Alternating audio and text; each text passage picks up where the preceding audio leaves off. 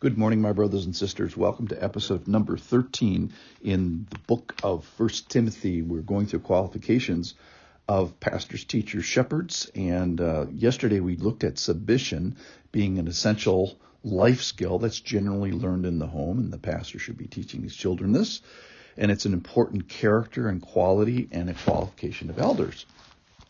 So what's true in your house will often also be true in God's house. That's why it's important. Well, today we're going to go on and look at some final characteristics of being a shepherd of God's people. 1 Timothy chapter 3, verse 6.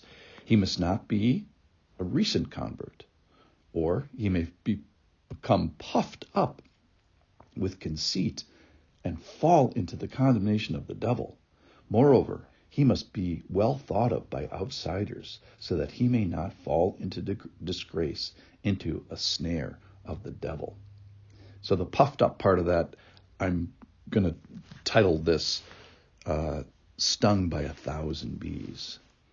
So not a recent. Let's talk about that. Time is used to manifest or percolate some of the characteristics of being a Christian. And continuance is the test of reality. And time is the window of the truth.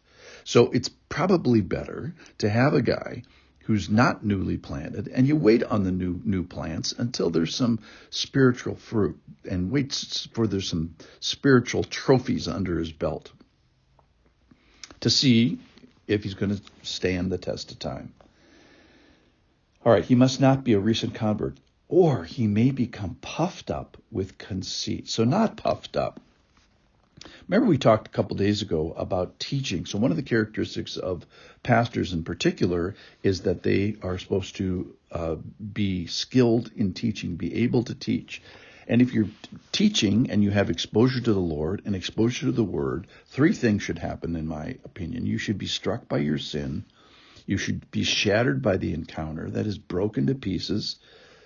And then finally, you should shut your mouth, in the sense that, like Job, we come to the Lord with our hand over the mouth and with great humility.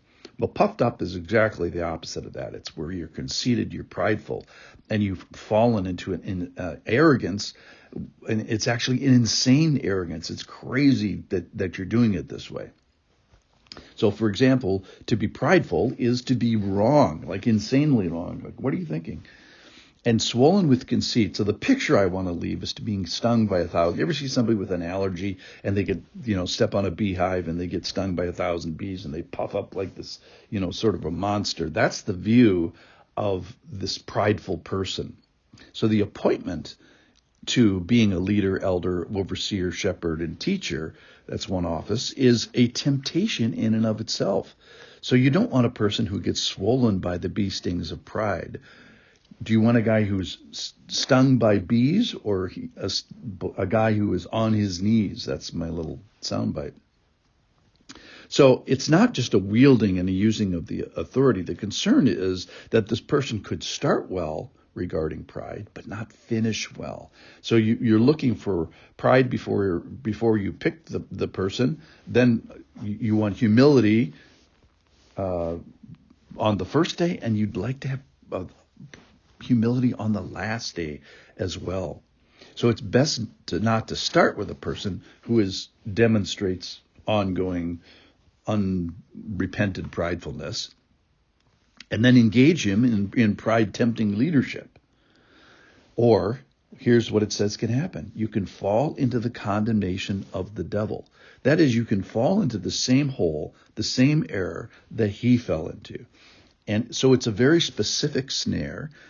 And then the irony of this is the devil, who's sitting in the pit, in the snare that he's been trapped in, and he gets this idea is like, hey, I'm going to tempt other people with this exact thing.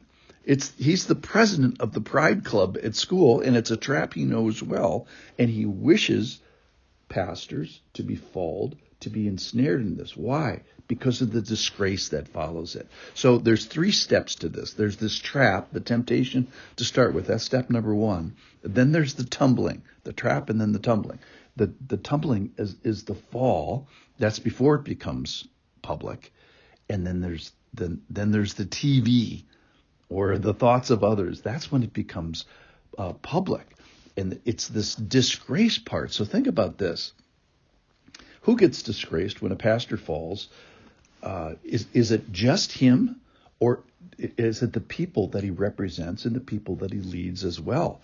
And for pastors that have fallen into disgrace, I cannot think of an example where their flocks, benefited well from this. I don't think it's a good technique for church growth and kingdom growth. It's not a recipe for church blessing in the lives of their people. So the devil snares to harm the pastor and then to disgrace the pastor and harm those he leads. So his fall results in the betrayal. I recently saw a documentary about a pastor who fell kind of spectacularly, and the way he described it was, I betrayed the trust of thousands of people. And I thought that was actually very, very insightful. Okay, so my prayer then is, first of all, my advice is, check out humility before you give a person the office. The second thing is then pray. Pray for humility on the first day, on the day of laying on of hands of your pastor, but then humility on the last day and every day in between.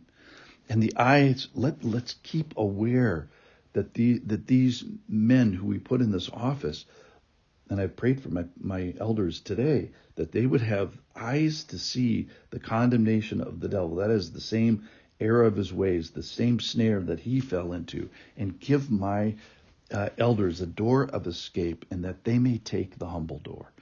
4, don't we want leaders that have not been swollen by conceit? Don't we want leaders that haven't been stung by 1,000 bees? We don't want a guy who's stung by bees. We want a guy who's on his knees of humility. Thanks for listening.